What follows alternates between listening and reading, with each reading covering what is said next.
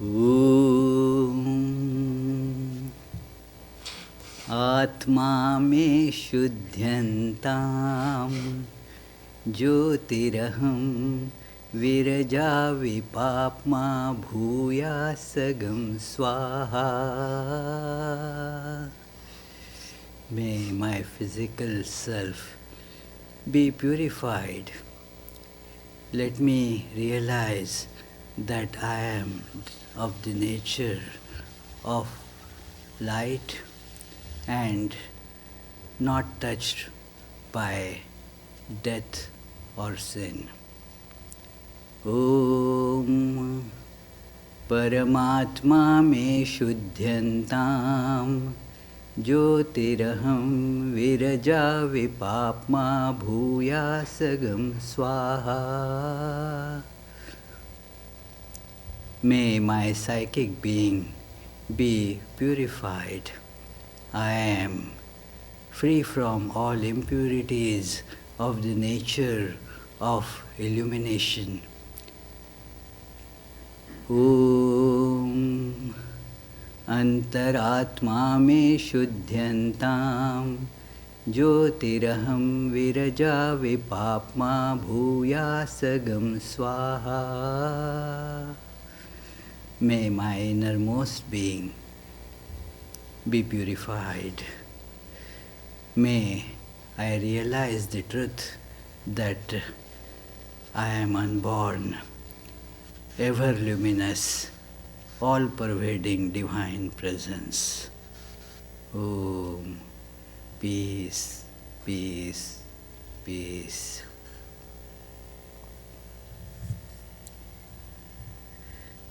Today's topic, asking for the cause of death. I got the inspiration for speaking on this during an interfaith discussion that we were having in our monthly meeting. Every month we assemble and then the clergy group of different faiths, we come together and some question relevant to all different faiths is taken up for discussion. And then at that meeting, the topic for discussion was, where do we go when we die? And it became apparent right by looking at the question that this very question, that where do we go when we die, means that we do not accept that we die. Otherwise, how? Where do we go means we are there. Where we go after we die means the death is not an annihilation as such. We are still there to go somewhere after the death. So, therefore this question came that we always keep on asking for the cause of death. Of course, as human beings, we always want to know the cause of anything, especially if something that is unusual. Then we ask, why did it happen? When things are commonplace, very usual, we generally don't get inspiration to ask for the cause. Do we ever ask that, why did the sun rise today? Nobody asks this question, why did the sun rise? If the sun did not rise, you will see that it is because it is unusual. So, all that is going to happen taken for granted, there is not this query that what is the cause of this?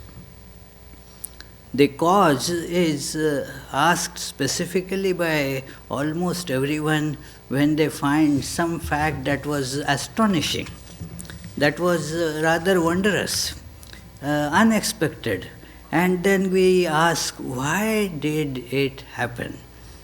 That which is expected all the time For that, we do not need to seek a cause. And therefore, we see a funny thing, and that is very intriguing. Do we ever see anybody asking the question, why do we live? No. Why does this person die? That is the question. Why that person was alive? Do we ever ask this question? Never. Actually, if we probe a little deeper, we will see that no question is asked that why a baby is born. Well, a couple came together and then a baby, birth of a baby is to be expected. If it doesn't happen, then the cause is probed, that why the birth is not happening. Let us take take both of them to the doctor for examination and so forth. But birth is taken to be normal something, no cause is probed. Why there is birth? It is actually, that process is also so chancy, and it is wonder how it happens, but still we don't ask for the cause of it. Why a person is alive, we don't ask cause for it. But when somebody is not seen anymore, dies, then we have to ask for the cause of death. And the doctor in this death certificate has to write, died of this and this and this. This person died of heart attack, that person died of brain hemorrhage, that person succumbed to cancer, this person died of kidney failure, this person just met a car crash and died of bleeding. So all these things, it is you have to find a cause for death. Isn't that strange, intriguing? Actually, living, if we see how a person lives, there are so many things intricately woven together, right from the nano cell machines and a big conglomeration of millions of them together to form different organs.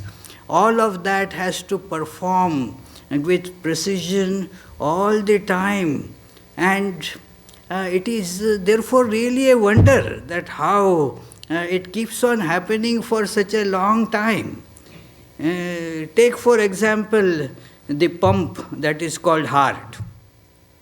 How intricate is that functioning? If you read any book on physiology, human physiology, you will see that how the processes that heart is performing and how many things, functions that are being performed there, and with such accuracy and intricacy, it is simply mind-boggling. We do not make any such pump at all, mechanically speaking. Even if somebody sees that, well, our car's fuel pump, just for example, imagine it is a simpler, much simpler than the pump that is called heart. Just simple car's fuel pump. If that pump is being run, say 24/7, usually no cars run 24/7.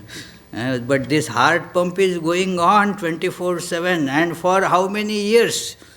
Continuously going on and on, 20 years, 30 years, 40 years, 50 years, 100 years, past 100 years, this pump is working. This car's pump, even say if it works for 10 years, that too not all the 24 hours, then it is a wonder. Wow, it works so long. It is. But see, we do not wonder about how this person is surviving. How this person died becomes the question.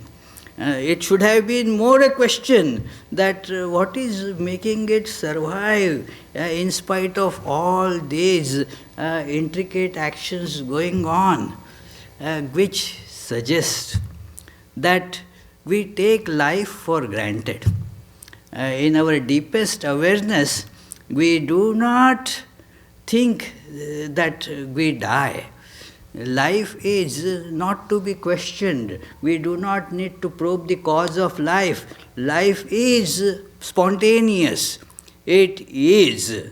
There is no question why regarding life. But death, we need to ask for the cause.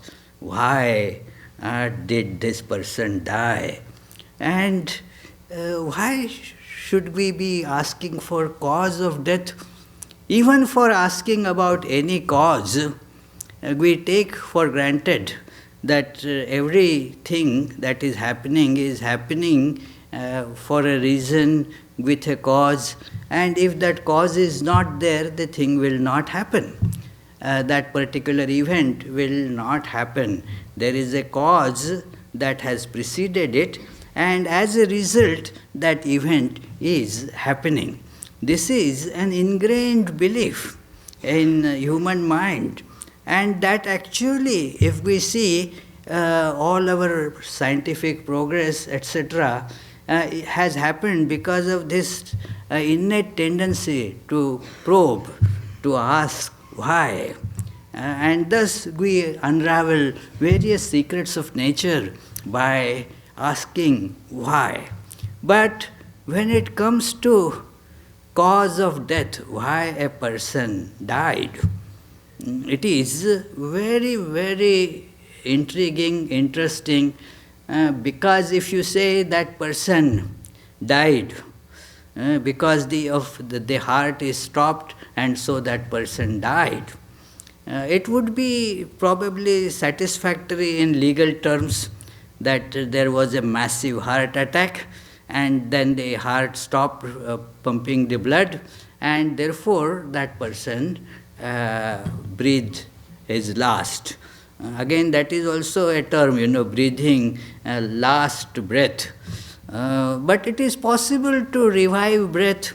But it is because, after all, that also is pump. Lungs are also like pump mechanism. So it can be replaced also. This one pump is not functioning, so take it out and put another one, and then it will start kicking, and the person will be again living. So when we say that this is the cause of death, is it really the cause of death? Why does it happen that in many cases there is heart attack and the patient survives?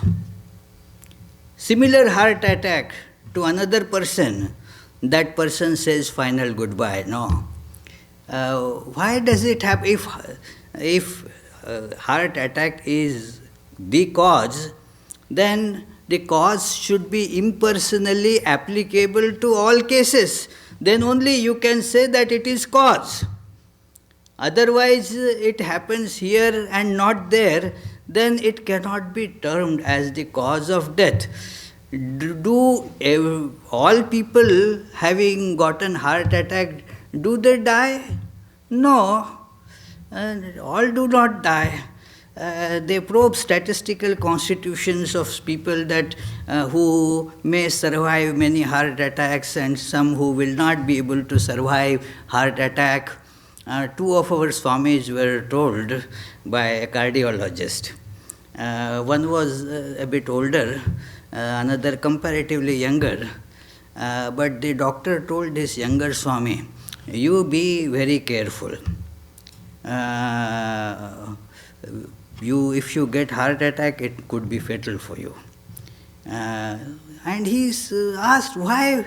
See, this other older Swami, he got so many, and he is still, kicking well. So it is, why me? So he said, well, that is the constitutions are different. The same heart attack can kill a person but may not kill another person. What I mean is, then how can you call it cause of death? It is many such things, that what is the meaning of death that we do not really fathom, we do not understand what is the meaning of death. There is now a lot of research and voluminous data available on what is called near-death experiences. The near-death experiences have been studied with lot of scientific methodology involved and with precision for last over 4 decades. They study almost 5 decades. 5 decades when first book of Raymond Moody came up, it is 4 decades ago. But he was studying it for a long time. So that book it made a lot of stir at that time. It was titled Life After Life.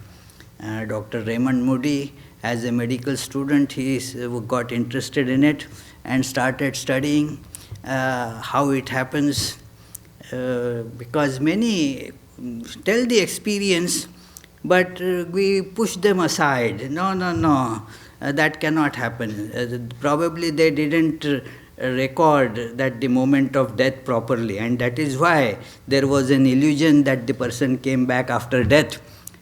But when many such cases came up, and not only that the cases came up, there was the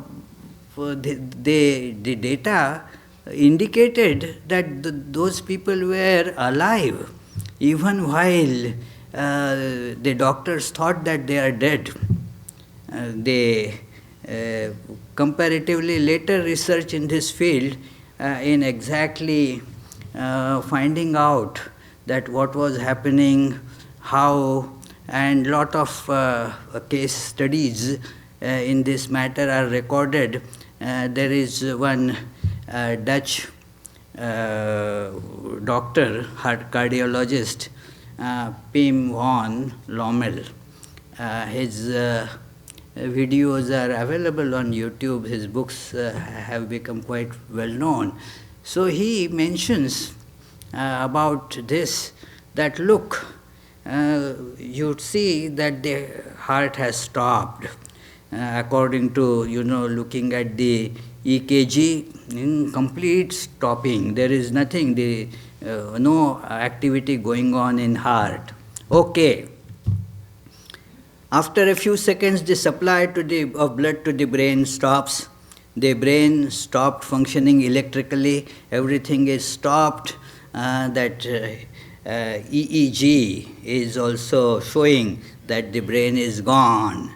Clinically, the person is dead. And then after some time, the person becomes alive. The heart starts kicking, the brain starts functioning. Everything as if he never was dead. But here is the documentary evidence that he was dead. Not only that, the very interesting thing was he remembered somehow. He or she remembered the events which could be independently corroborated, that when there was no brain activity, no heart activity, no known signs of life as such, still the consciousness was there, the awareness was there. Now, there is always the tendency amongst the scientists. They actually should not be calling themselves scientists, but that is how the term goes, that just because something does not fit their theory or their understanding, the event gets rejected. No, it is not possible, because we have no explanation for it. Just because I don't have an explanation for it, instead of trying to find an explanation, I say, well, it cannot happen at all. It is not possible. But when so many such cases start building up, now you have to think. Many people like this, Dr. Lomel mentions, that this was nothing that we ever thought of in our medical school. It is not possible, according to our medical science, that such a thing is possible. Because we always were taught this strange thing. Now he calls it strange. That this strange thing that was taught to us, that consciousness is an epiphenomena of neural activity. If there is no brain activity, there is no consciousness. Consciousness is churned out by brain, exactly. It is like the flour that by the flour mill, flour is put out. So also the brain churns out what is called consciousness. Now this mill is stopped, so there shouldn't be consciousness, but there is. What can you do now? So then, and he quotes in his interview from Upanishads and other mystic texts there that, look, consciousness is something that is primary. And that is always present. And that is the criterion for life. What makes us living? There is a beautiful verse in Kathopanishad that indicates this principle of life, and why do we think that we don't die and therefore inquire about cause of death. And that verse is na pranena na apanena martyo jivati kaschana itarena tu jivanti yasmin etav upashritav. It is neither by any physiological or metabolic process that a person is alive. It is because that person is alive, these processes are happening. It is not breathing that keeps a person alive, but it is because that person is alive that the breathing is happening. Let us see how we have put the cart before the horses, that it is because we breathe, we are alive. No, it is because we are alive, we are able to breathe. So it is, the life is far more primary than breathing. There may not be breathing and yet there could be life.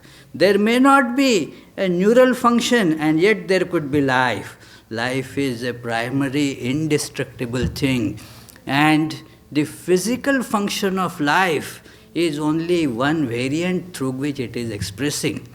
A great saint, Kabir, in one of his couplets says, actually we should wonder how this person is alive, rather than asking why this person dies. Instead of asking for the cause of death, we should ask for the cause of living, how this person is alive. And he gives a nice analogy, that if you put a bird in a cage, and that cage has 9 doors, and all the 9 doors are open, then is it a matter of wonder that the bird has gone away or the bird is still there? The wondrous thing is that the bird is still there. In the cage, 9 doors all flung open, and the wonder is that the bird still remains there.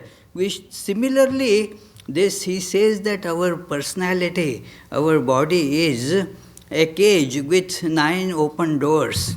Like our sensory organs, motor organs, all are like the doors. And they are open all the time. So, this bird of life, if it flies away, there should be no wonder really.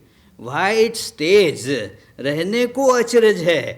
He says that the real wonder is why it is still there and not gone away. It is like that they somehow or other we take that the life is, it never goes away. And so we keep on asking for the cause of death. And this question that why do we inquire for the cause of death is probed by Bhagavad Gita and Upanishads and many mystical literature of all different religions. You will see that it is a confusion that takes place in our understanding. We superimpose what is really life on the matter through which it expresses. And thus we wonder how this person is alive. In Bhagavad Gita, in the second chapter, a very beautiful analogy is there that to show the disciple that look, learn to distinguish between the body and the indweller of body. In Sanskrit language, there is this very profound word, Purusha. It is, in colloquial usage, it is taken to be, that a man is called Purusha. That is not really the meaning of this word. Etymologically, what it means is the indweller. The body is to be considered as a township, and the one who is dwelling in this township, Purishayanat iti Purushaha, that it is this body and the indweller of the body. In that verse, the two words come, Deha and Dehi, the body and the resident of the body, the soul, or whatever word you may use for it, the indweller, Purusha. That indweller and the body, we confuse between the attributes of the two. And especially this confusion comes to the fore at this moment called death. And so we wonder what happened. Actually, death is, that verse says, that look, even while this person is so-called alive, the body is changing. You never feel shocked that this little baby now has grown 4 feet tall. Do you feel it astonishing? Do you get an existential shock when you learn that, oh, now the baby that was, just 1 foot or 2 feet tall, now is 5 feet tall? No, that is to happen, that is expected. Dehinosmin yatha dehe kaumaram yauvanam jara. That in this body, when these different stages come up, like childhood, adulthood, and old age, nobody feels to ask the cause, how this person has become old. Well, the passage of time makes it automatic. There is no reason to probe for it.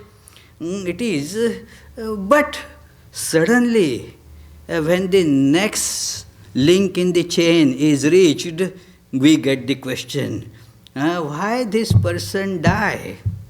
Why did this person die? Tatha dehantara prapti, the verse says further, that look, just as the earlier 3 links in this same chain, you didn't wonder about it, that childhood, adulthood, old age, and then the next link is what is called death. What is there to wonder about? And yet we feel wonder because of the innate faith, innate, what I would call, it is far more than even conviction, that awareness that we are not subject to death. It is always easy and similar one interfaith meeting, a different group, that we were discussing about death. And then one rabbi told a very profound statement. He said that it is so difficult to subjectively perceive one's own death. And not possible. Death of somebody else, yes, okay. My own death is so difficult to even think about. And that is why in Mahabharata that question has been raised. It is a series of wonderful question answers called the questions by a celestial being to the pious king Dharmaraja. They are called Yaksha Prashna. So many very philosophical questions have been raised there, and one of them is about what is the most wondrous, most astonishing thing in this world? Kim Ashcharyam. What is the most wonderful thing in this universe? And the pious king Yudhishthira replies that although the dance of death is happening all around us, every moment we see it, and yet somehow we live with the conviction that we are immortal. What can be more astonishing than that? That because it is so difficult to feel it subjectively. My own death I cannot feel. Swami Vivekananda gives this analogy, this, not analogy, a thought experiment. He says, even when we think of our own death, okay, I am dead, then you see that your body is lying and you are looking at it. That is how you will see it. That I have died means the body is lying and I am looking at it. Means I have not died really. It is not possible. And the reason is this confusion between the indweller and the body. Body is a sequence of different chemical processes happening. It is subject to change. Every moment it is changing, and therefore it is subject to death. There is, you cannot prevent it. Apparently it may think that you are in the same body. It is, oh yes, this person I met 20 years ago, but in 20 years ago that body was completely looking different, was different. All the particles in the body have undergone a total change. And yet I have the illusion that I am meeting the same person. Where is that continuity? That continuity is not because of the body, but the indweller, which does not undergo any change.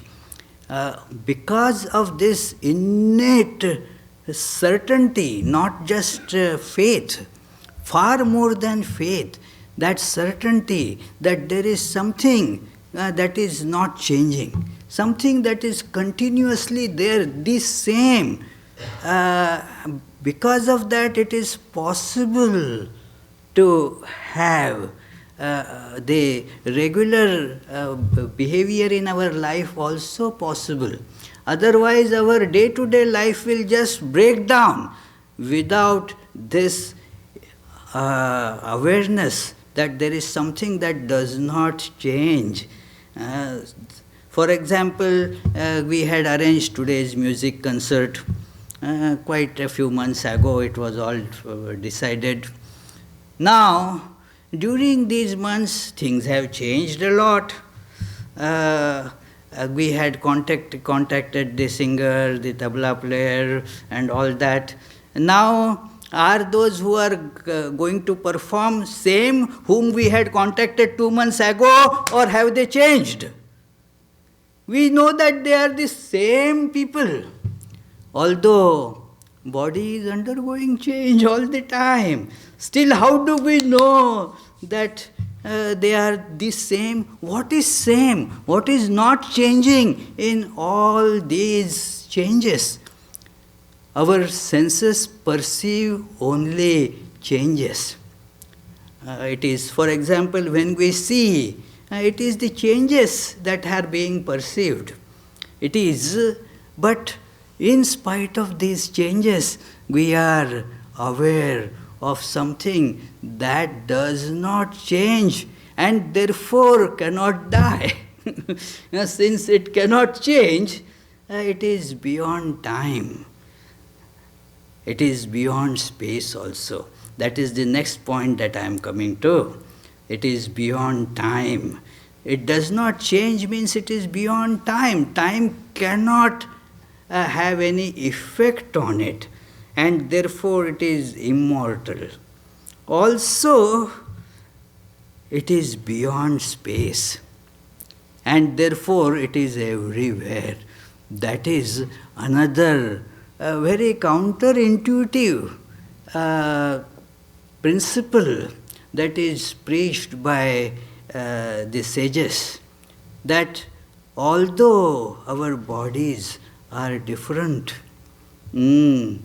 what we call soul or self or Atman, it is same in all. There is no difference here or there. It is same in all. It is very difficult to be, convinced about it because of our strong inclination that no, a person is the body which changes, and then I have a different body, that person has a different body. So, therefore, since the outer appearances are different, the inner reality also is taken to be different. That is how the logic actually proceeds, by analogy. Therefore, some fallacies come up. We look at the similarities and say, therefore, this implies that. That is how the logic many times functions. That yes, John swims, fish swims, so John is fish. That is, so it is, this body is different than that body.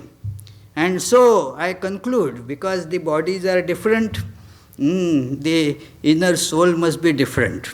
In our primary school, to show this fallacy, our teachers used to ask one question, simple questions, to tell us that beware, that do not simply jump to the conclusions. That the little child would be asked, look, that cow, what is the color of the cow? White. Okay, white, very good. Look at that other cow, what is the color of that cow? Black. The color of the milk of this white cow? White. What would be the color of the milk of the black cow? Will be white, not black. Sometimes the kids would say, black. Oh no. The outer does not have to match the inner. It is, although our bodies are different, the human bodies, animal bodies, birds' bodies, or even what is wrongly called inanimate, those bodies, they are all different shapes. But the self in all of them is same. So it is beyond time and beyond space. And therefore, there is no cessation of it. It is immortal and it is everywhere. The death is perceived and it is the thought of the death of the person only because of this confusion between body and the self. We superimpose these attributes of the body, the qualities of the body on the self. And therefore, instead of saying that the body is dead, we say that person is dead, a superimposition. that nothing has happened to the being, it is only the body that is gone. So this is to be appreciated, and this superimposition has to be removed to realize the true bliss in life. What we really want to have in life is happiness and peace. And the only way, friends, to achieve this is to clear this confusion, this superimposition. The great teacher Shankaracharya, in his commentary, the introductory commentary on Brahma Sutras, that Vedanta aphorisms are called Brahma Sutras. So, at the conclusion of this introduction, he writes, this superimposition is the only cause of all our suffering and bondage, and therefore all human beings should strive to get rid of this superimpositions, this confusion, this dumbness. Calling one thing as another is dumbness. So this is to be removed, and thus that will make us realize the goal of our life. And then we will not ask this question, what is the cause of death? We will know that the body is sure to die, and there is no death to the self. It is the death of the body is taken for granted. There is not a particular cause that is necessary. Even without any cause that you can find, the person can die. Because of old age. Sometimes the cause is given because you cannot find a cause that can be pinpointed, because of natural causes. What does it mean now? Because of the natural causes that the person died. Since you cannot pinpoint a particular cause, that is what is stated, that because of the natural causes. The body is dying all the time. There is no life in the body as such. The life belongs to the self, which never dies. It is functioning through the body. As long as it is functioning through the body, because of the proximity of the self, appears to be alive. And when the self refuses to work through that body, then that body is considered dead. So, the cause of life is to be thought of, that life is our self, that is the source of all living. And then the death is, well, as Bhagavad Gita says, changing of the garment. Just as you change your clothing, body is just a clothing.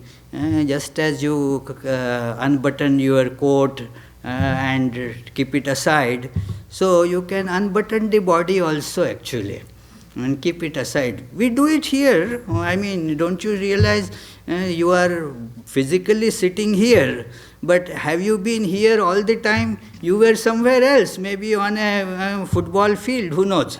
So it is. So this happens all the time. It is therefore, let us realize this separation, the distinction between the body and the self, and thus we will be able to realize our true self and thereby fulfill the goal of our life.